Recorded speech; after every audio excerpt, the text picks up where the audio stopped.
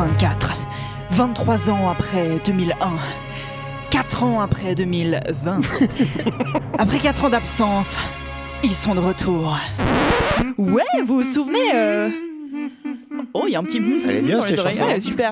Incroyable, Vous vous souvenez, fin 2020, quand en pleine pandémie, un nouveau mot est apparu sur toutes les lèvres après avoir passé 8 mois à répéter en boucle les mots autotest, gestes barrières, anti-vax, pro-vax, mouton, complotiste, pangolin, confinement, déconfinement, reconfinement, puis pain au levain. Geste barrière. D'un coup, pendant quelques semaines, tout le monde s'est mis à parler de monolithes. T'as entendu cette histoire de monolithes? Mais c'est fou ces monolithes. Je me demande d'où ils viennent quand même ces monolithes. Mais ouais, le monolithe, je connais, c'est ces vélos avec une seule roue, le monolithe. Mais bon, tout le monde en parlait, pas tout le monde maîtrisait le sujet. Alors imagine, 18 novembre 2020, t'es fonctionnaire dans l'Utah aux États-Unis. Tu survoles tranquillou le désert pour compter les mouflons, parce qu'apparemment t'as que ça à foutre. Et d'un coup, bam, un monolithe. Un gros prisme en métal parfaitement poli, 3 mètres de haut, encastré dans la roche au milieu du désert, exactement comme dans le film 2001, l'Odyssée de l'espace.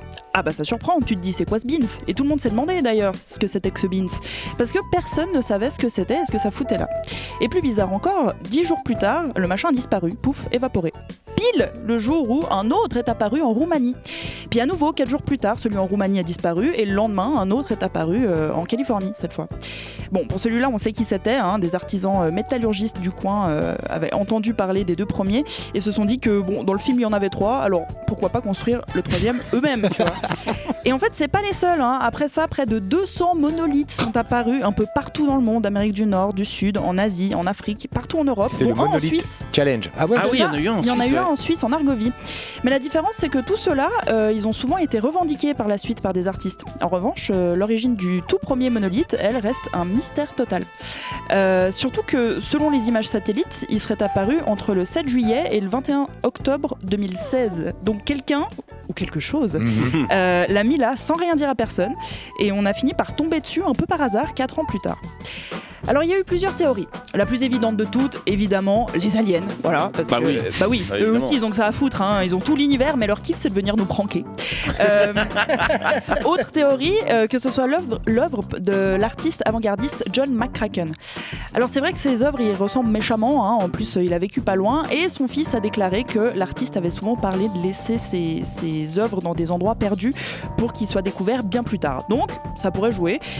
Seul problème, il est mort en 2011, 5 ans donc avant l'apparition supposée de la structure.